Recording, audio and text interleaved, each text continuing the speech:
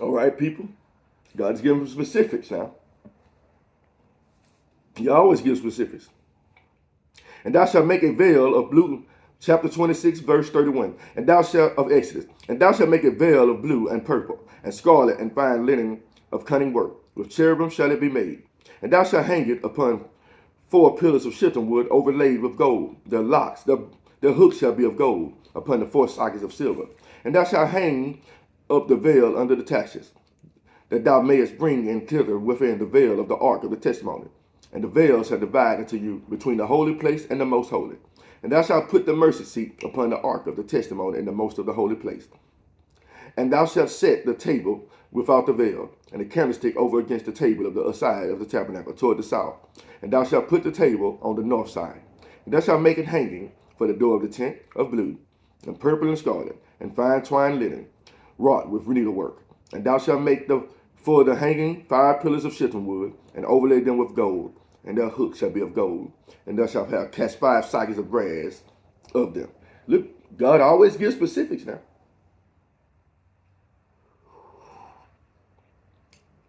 You know, when he told Solomon how to build a temple, he told him exactly how to build it too. Exactly how to build it. Let's keep going. Chapter 27. I know you're like, why are you reading all this? Because I just want you to see the specifics. You know, that's what's wrong with preachers now. They don't want to go down to detail. They want to read one-liners all the time. One-liners, just tell the story. This is the greatest story on earth. Read it all to your congregation. It ain't hard.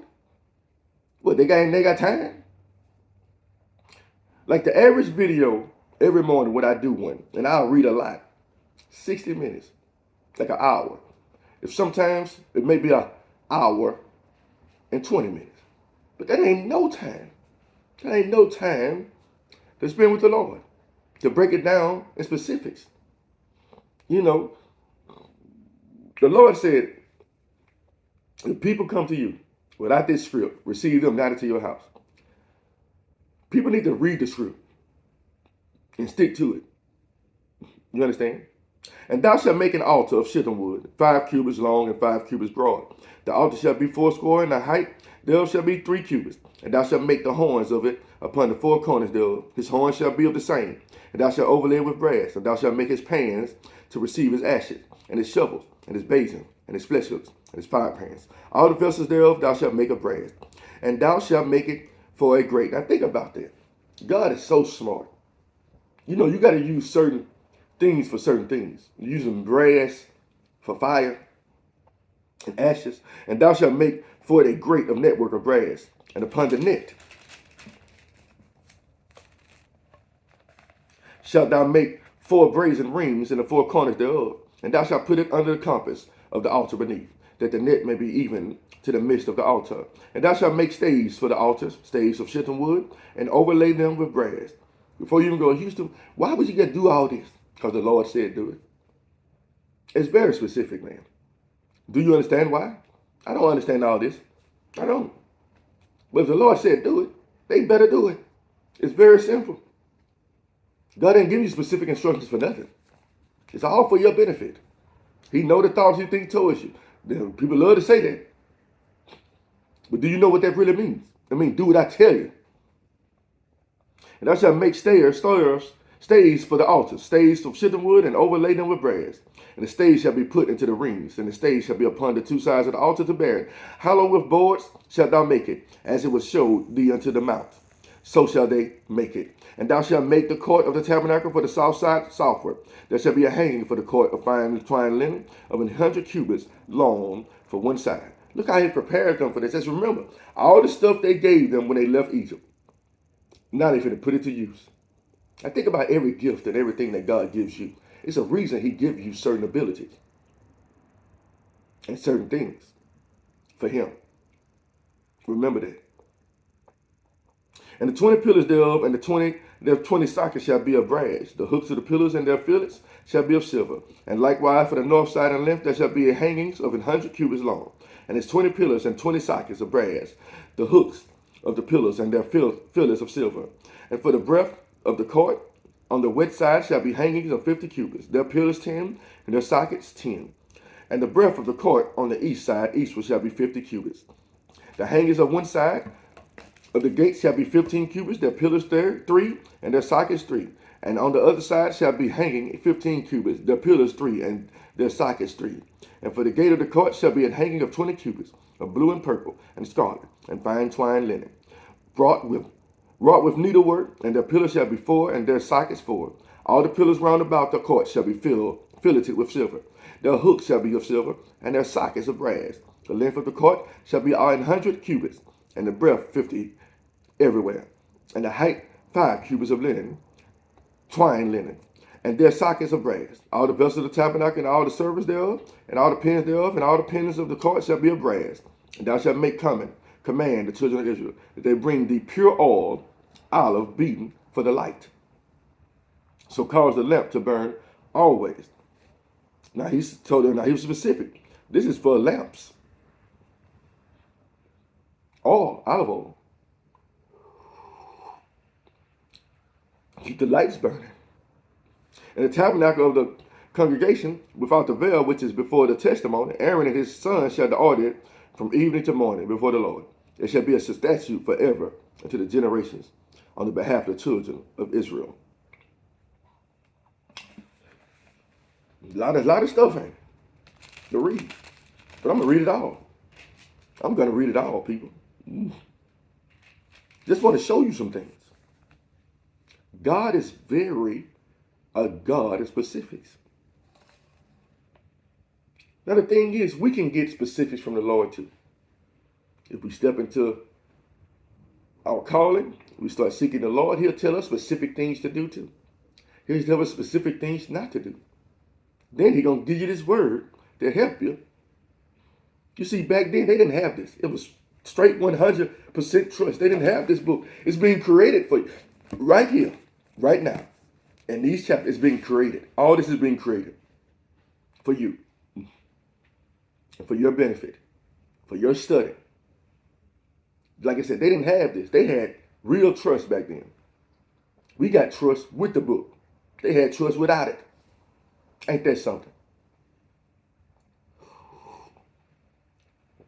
So you think if God didn't require obedience, if he required obedience from them, that he don't require of us because Jesus died for your sins? You can just be disobedient? That don't even make sense. The whole Bible is not about disobedience. It's about obedience. Let's read some more on 28. And take thou unto thee Aaron thy brother and his sons with him from among the children of Israel, that he may minister unto me and to the priest office, even Aaron, Nadab, and Abihu, Eleazar, and Ithamar, Aaron's sons.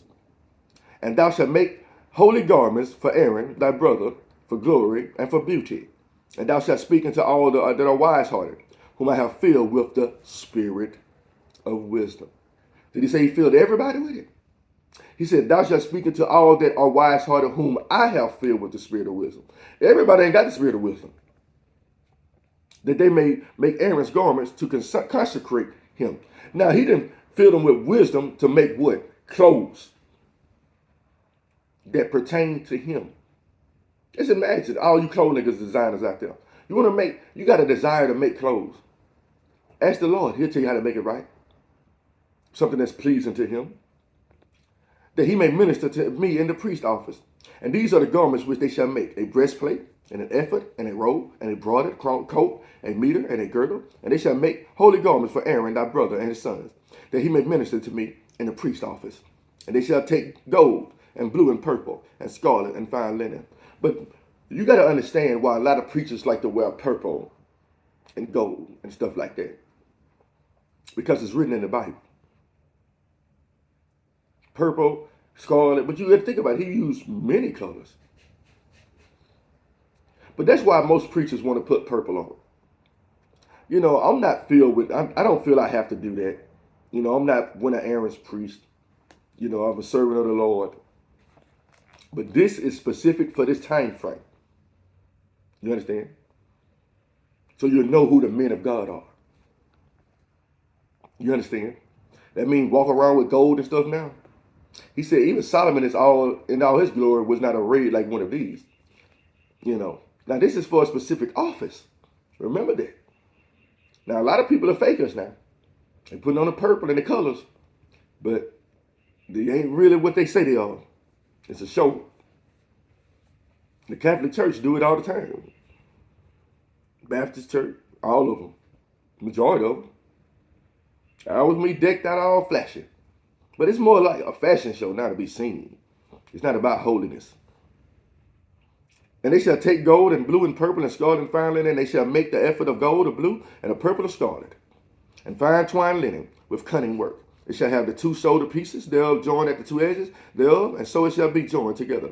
And the curious girdle of the ephod, which is upon it, shall be of the same according to the work thereof, even of gold, of blue, and purple, and scarlet, and fine twined linen. And thou shalt take two onyx stones, and grave on them the names of the children of Israel. 6 of their names on one stone, and the others 6 names on the rest on the other stone, according to their birth, with the work of an engraver in stone, like the engravings of a signet. Shalt thou engrave the 2 stones with the names of the children of Israel, thou shalt make them to be set in the altars of gold. And thou shalt put there the 2 stones upon the shoulders of the ephod for the stones of memorial to the children of Israel. And Aaron shall bear their names before the Lord upon his 2 shoulders for a memorial. And thou shalt make ouches of gold, and 2 chains of pure gold at the ends. Of wreath work shalt thou make them, and fasten the wreathen chains on the ouches. And thou shalt make the breastplate of judgment with cunning work. After the work of an ephod thou shalt make it, of gold, of blue, and of purple, and of scarlet, and of fine twined linen thou shalt make it. 4 square it shall be, being doubled. A span shall be the length thereof, and a span shall be the breadth thereof. And thou shalt set it in the settings, or stones, even 4 rows of stones. The first row shall be of sardius, topaz, and a carbuncle. This shall be the first row. And the second row shall be an emerald, a sapphire, and a diamond. And the third row, a ligure, an agate, and an amethyst. And the 4th row, a beryl, and an onyx, and a jasper. They shall be set in gold in their enclosings. If you read when they start describing the city of God, it's going to be similar to a lot of this. And the stone shall be, I'm talking about Revelations, and the stone shall be with the names of the children of Israel, 12 according to their names, like the engravings of a signet. But this is man's ability to make a temple for the Lord.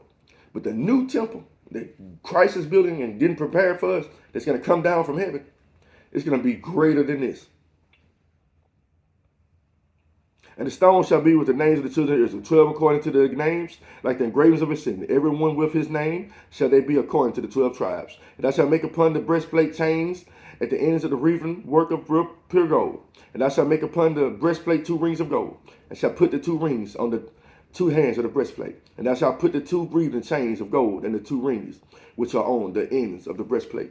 And the other 2 ends of the 2 wreathen chains thou shalt fasten in the 2 ouches, and put them on the shoulder pieces of the ephod before it. And thou shalt make 2 rings of gold, and thou shalt put them upon the 2 ends of the breastplate and the border thereof, which is in the side of the ephod inward. And 2 other rings of gold thou shalt make, and shalt put them on the 2 sides of the ephod underneath, toward the 4th part thereof, over against the order coupling thereof, of the curious girdle of the ephod. And they shall bind the breastplate by the rings thereof unto the rings of the ephod with a lace of blue, that it may be above the curious girdle of the ephod, and the breastplate be not loose from the ephod. And Aaron shall bear the names of the children of Israel in the breastplate of judgment upon his heart, when he goeth into the whole place for a memorial for the Lord continually. And thou shalt put in the breastplate of judgment, the Urim and the Thummim, and they shall be upon Aaron's heart when he goeth and before the Lord. And Aaron shall bear the judgment of the children of Israel upon his heart before the Lord continually. And thou shalt make the robe of the ephod of a blue, and there shall be an hole in the top of it. In the midst thereof it shall have a binding of woven work round about the hole of it, as it were the hole of an habergeon, that it be not rent. And beneath upon the hem of it there shall make pomegranates of blue, and of purple, and of scarlet, round about the hem thereof, and bells of gold between them around about, and a golden bell and a pomegranate, a golden bell and a pomegranate, upon them the hem of the robe round about. And it shall be upon Aaron to minister, and his sound shall be heard when he goeth into the holy place before the Lord, and when he cometh out, that he die not. And thou shalt make a plate of pure gold, and grave upon it like the engraveness of the signet, holiness to the Lord. And thou shalt put it on a blue lace, that it may be upon the meter, upon the forefront of the meter, and shall be. And it shall be upon Aaron's forehead, that Aaron may bear the iniquity of the whole holy things, which the children of Israel shall hallow it, all their holy gifts. And it shall be always upon his forehead, that they may be acceptable before the Lord. Now think about the New Testament. He said he's going to mark his children with a mark on their forehead. You're going to have people who will be marked with the beast number. And God is going to mark his people too. Think about it now.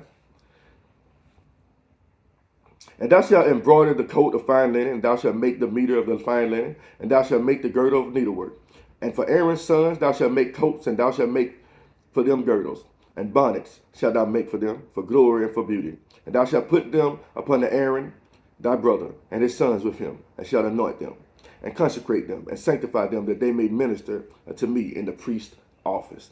And thou shalt make them linen, breeches to cover their nakedness. From the loins even unto their thighs they shall reach. And they shall be upon Aaron and upon his sons, when they come into the tabernacle of the congregation, or when they come near unto the altar, to minister into the holy place, that they bear not iniquity, and die. It shall be a statute forever unto him and his seed forever. Now, you got to really pay attention to what he's saying. He said this is for Aaron. You see, a lot of priests these days are trying to model themselves after Aaron and the Levitical priest and such things as just these. But I'm not Aaron. In reality, people, I don't even know what my descendants are. I'm not going to go to Ancestry.com and try to find out where I came from. It really doesn't matter to me. You know, I consider myself a Gentile. I don't care what nobody says. I wasn't raised this way, like according to the Bible and specifics like they were. I consider myself a Gentile. You know, that's why when the New Testament came, it was like Gentile, people trying to make the Gentiles do what the children of Israel did. You know, and there was always some kind of beef going on with that. You understand? I'm not saying God will not play this in your heart to do certain things that's written in here. He will. But some job titles are not even ours. We're trying to make ourselves something that we're not. You know, trying to make ourselves children of Israel. I know I'm a child of the Most High God when I gave my life to him and was born again. But not that I truly know what I am in Christ yet. I truly don't know. I know I can teach. I can write music. I can do other things. But you know, he giving all these instructions right here, right? And the weird thing is, while he's doing this, he has already placed the jobs to be done in men's hearts down there. He already put that in their mind to make these things. And the weird thing is, you're finna see what's about to happen, because the children are going to rebel and do something retarded, you know, like we all do, like we all have done time and time again. Because I know people are like, well, if I was living back then, I wouldn't have did it. Please, we'd have did some foolish stuff in our life right now. We can't try to compare ourselves. Well, I wouldn't have did that. You don't know what you would have did. It's easy to look at them and see what they transgressed and not look at what we transgress all the time. You got to look at the Bible from, I can make a mistake like that too. But that's why it's here. So I won't make those mistakes. And God loves to give specifics. So that's why you're trying to get in tune with the Spirit. So God will tell you specifically what you need to be doing. Yes, the Bible is a tool. It's a basic learning tool to get to know God. But the Spirit is going to teach you things about yourself. Things that you need to do in regards to yourself. What's your mission? You understand? This mission wasn't for everyone. For a certain group. Everybody wasn't a part of making a tabernacle of God. Only certain people were. Do you understand? So God has certain things for every person to do according to his will. We just have to step into it and believe it and keep calling on him and seeking him and answer his voice and be obedient to him. And the more obedient and more you listen, the more he's going to give you for his knowledge wise. Let me pause now. We'll continue.